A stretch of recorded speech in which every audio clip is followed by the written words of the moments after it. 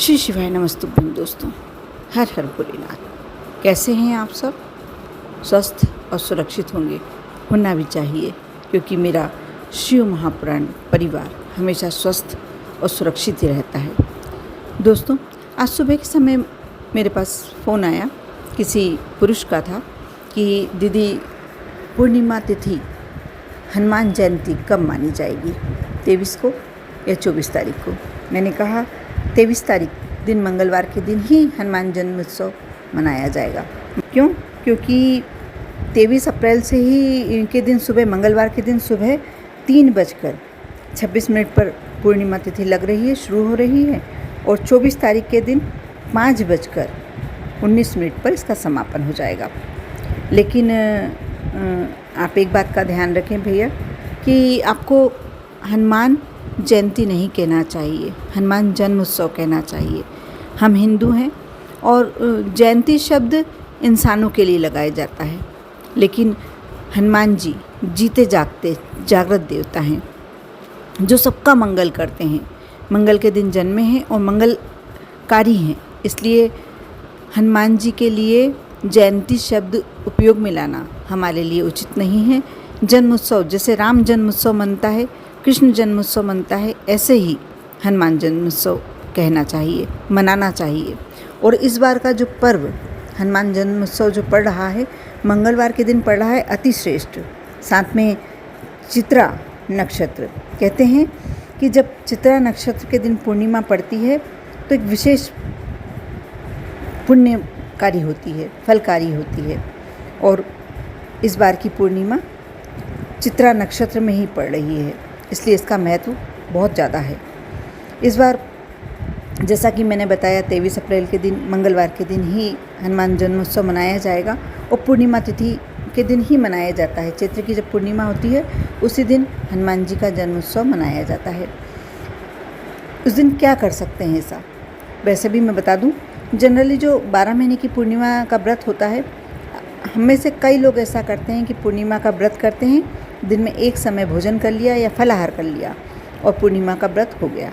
लेकिन पूर्णिमा का व्रत का सही देखा जाए मतलब तो चंद्रमा से संबंधित है पूर्णिमा तिथि। तो चंद्रमा को जब अर्घ्य देकर आप पूर्णिमा का व्रत खोलते हैं तो उसका आपको ज़्यादा फल मिलता है, ज़्यादा पुण्य प्राप्त होता है। इसमें देव पूजन, दान पुण्य, साथ में कोई भी तीर्थ स्थान का दर्शन या अच्छी पवित्र नदियों के स्नान का बहुत ही अधिक पुण्य होता है। साथ में जब चित्रा नक्षत्र का प्रभाव होता है पूर्णिमा तिथि पर, उस दिन वस्त्र दान करने का बहुत ज़्यादा महत्व होता है। कोई भी ज़रूरतमंद को यदि आप वस्त्र और अन्न दान करते हैं तो कई गुना फल आपको प्राप्त होता है। भगवान विष्णु की, माँ लक्ष्मी की आप पर कृपा होती है। आप क्या कर सकते हैं? आपको क्या करना है? आप पूर्णिमा के दिन सुबह जितनी जल्दी हो सकता है आप प्रयास करें, थोड़ा जल्दी उठें। यदि किसी पवित्र नदी में स्नान करना है तो बहुत ही श्रेष्ठ है, नहीं करना है तो आप घर के जो स्नान का जल है आपका, उसमें थोड़ा सा जल, गंगा जल डाल लीजिए। कोई भी पवित्र नदी का जल जो आपके घर में है आप डाल लीजिए और स्नान कर लीजिए। भगवान विष्णु की विधि अनुसार पूजन करें, सूर्य नारायण को जल समर्पित करें। और कैसे करें आप भगवान विष्णु की पूजन? एक लकड़ी का पाटा ले लें या चौकी ले लें जो आपके घर में हो, उस पर आप पीले रंग का कपड़ा बिछाएं। भगवान विष्णु का गंगा जल से अभिषेक करें। ये सारे कार्य करते हैं तो आपका व्रत का फल बढ़ जाता है।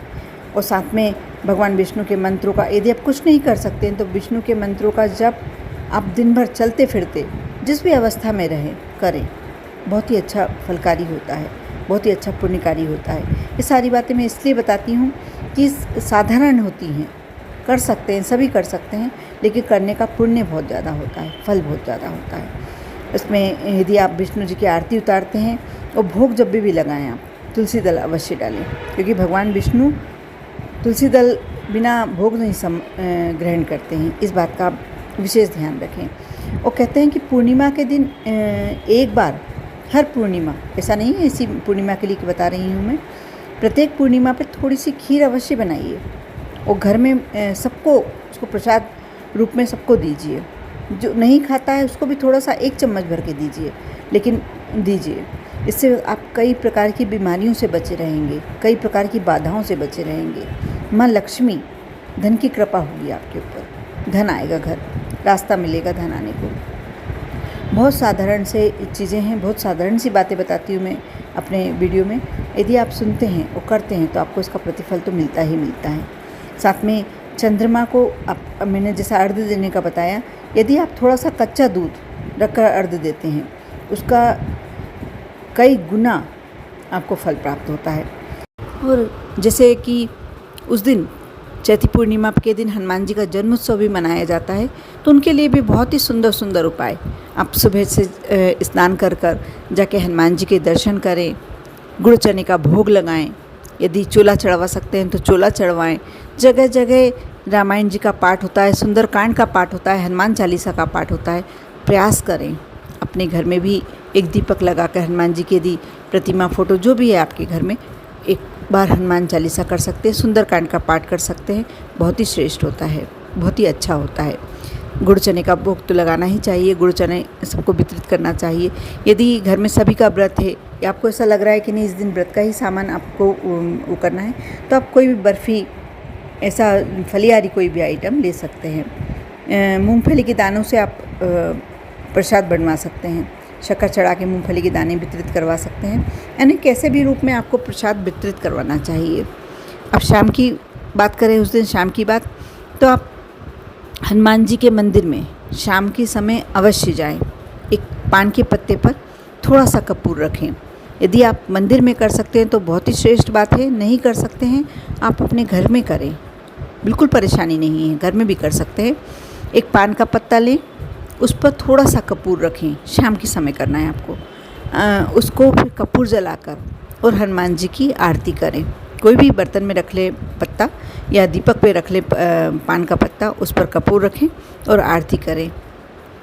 आपके घर की नेगेटिविटी कम होती चली जाएगी, बीमारियां कम होती चली जाएगी, पैसे की दिक्कत है तो वो दूर हो जाएगी, या कोई और समस्या है, कोई घर में क्लेश ज़्यादा रहता है, वह समस्या आपकी दूर हो जाएगी। घर में शांति रहने लगेगी, सुख आने लगेगा, ऐश्वर्य आने लगेगा। ये बिल्कुल अचूक उपाय है। एक और उपाय कर सकते हैं आप कि आप उस दिन 11, 21, 31, 51 पीपल के पत्ते ले लें। पीपल के पत्ते बिल्कुल नाजुक, छोटे छोटे से सुंदर से पत्ते होने चाहिए। इस बात का ध्यान रखें, आप पत्ते कितने भी ले रहे हैं लेकिन टूटे हुए नहीं होना चाहिए, डंठल सहित होना चाहिए, और बीच में कटे फिटे तो बिल्कुल नहीं होना चाहिए। अब आप उसकी डंठलों से मिलाकर और कलावे से माला बना लीजिए। उसकी माला बनाने के बाद या पहले भी आप ये कार्य कर सकते हैं, उस पर राम नाम, आप अष्टगंध से राम नाम अंकित कर लीजिए। पीपल के पत्तों पर राम नाम अंकित करके और उसे सुखा लीजिए। या तो पहले माला बना के आप कर सकते हैं या बाद में भी लिख सकते हैं, दोनों में बिल्कुल परेशानी नहीं आती, आप करके देखना। माला बना लीजिए। हनुमान मंदिर में जब भी जाएं, आप यदि महिला हैं, आप नहीं जाती हैं, कोई बात नहीं, आपके घर के पुरुष तो जाते ही होंगे, पुरुष भी नहीं जाते, घर का कोई ऐसा बच्चा जो जा सकता है। और यदि महिला हैं, आपको ऐसा लगता है नहीं जा सकती, तो जाकर और गुरुजी को दे दीजिए, जो वहाँ के पंडित जी होते हैं उन्हें दे दीजिए। वह माला आप हनुमान जी के गले में धारण करवाइए, चरणों में नहीं रखवाना है आपको। इस बात का विशेष ध्यान रखें, क्योंकि आपने राम नाम अंकित किया है उसमें। हनुमान जी के चरणों में कभी राम नाम, कभी हनुमान जी इस बात को स्वीकार ही नहीं करेंगे, इसलिए उन्हें गले में पहनवाइए।